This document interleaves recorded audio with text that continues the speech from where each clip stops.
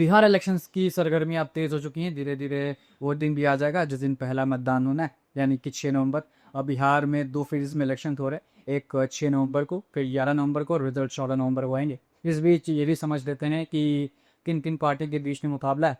एक तरफ है महागठबंधन, जिसके साथ वीआईपी, आरजेडी और कांग्रेस है। वहीं दूसरी तरफ है एनडीए, जिसमें चिराग पासवान की पार्टी है, जेडीयू है, और दूसरी तरफ बीजेपी है।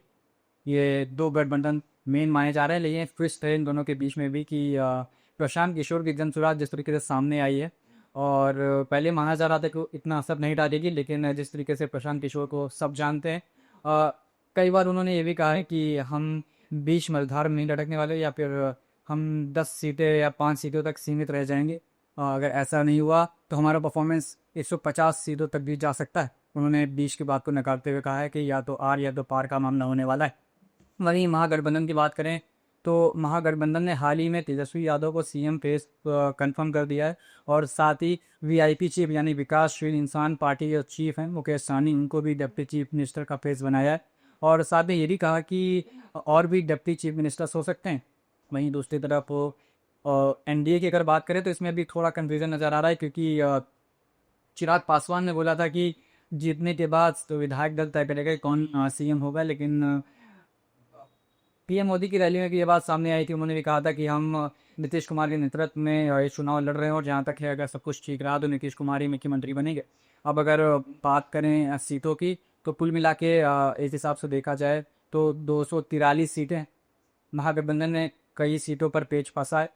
कहा जा रहा है लगभग 10 से 15 सीटों पर फ्रेंडली फाइट हो सकती है। इस मुद्दे पर अशोक गहलोत ने बात करते हुए बताया कि जहाँ इतनी सीटें होती हैं वहाँ कुछ सीटों पर पेच फंसना लाजमी है, और ऐसा कुछ भी नहीं है कि किसी खबरें लीक अगर सामने आ रही कि महागठबंधन में दरार है या फिर परेशानी है। ऐसा कुछ भी नहीं है। जहाँ पर इतनी सीटें होती हैं वहाँ पर कुछ सीटों पर पेच फंसता है, और इसमें बहुत ज़्यादा परेशान होने की ज़रूरत नहीं है। महागठबंधन को लेकर भी खबर सामने आ रही थी कि मुकेश सहनी नाराज चल रहे हैं। लास्ट मोमेंट पर अशोक गहलोत भी सामने आए और उन्होंने चीज़ें सॉर्ट की, और मुकेश सहनी को और तेजस्वी यादव को उन्हीं की मौजूदगी में सीएम फेस डिक्लेयर भी किया गया। वहीं दूसरी तरफ बीजेपी है। अगर हम बीजेपी की बात करें तो बीजेपी जेडीयू का जो गठबंधन है, साथ में चिराग पासवान की जो पार्टी है, अगर सीट बंटवारे की बात की जाए तो बीजेपी और जेडीयू दोनों 101 सीटों पर लड़ रही। वहीं पर दूसरी बात करें तो जो एलजेपी है रामविलास पासवान की, वो ऐसा बताया जा रहा है कि लगभग 29 सीटों पर चुनाव लड़ रही।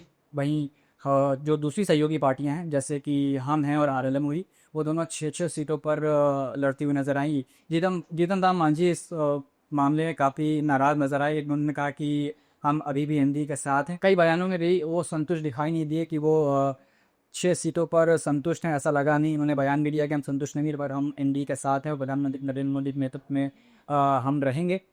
अब रही बात ये कि जनता किसे पसंद कर रही है, अलग अलग सर्वे से अलग अलग चीज़ें सामने आई। जैसे कि अगर चीफ मिनिस्टर के पेश को लेकर बात की जाए तो तेजस्वी यादव और सीएम नीतीश कुमार जो हैं, उनको लेकर जो परसेंटेज चल रहा था कि कौन ज़्यादा बेटर होगा, जनता की चॉइस क्या होगी, तो तेजस्वी यादव नीतीश कुमार से काफ़ी आगे निकलते हुए साफ नजर आए।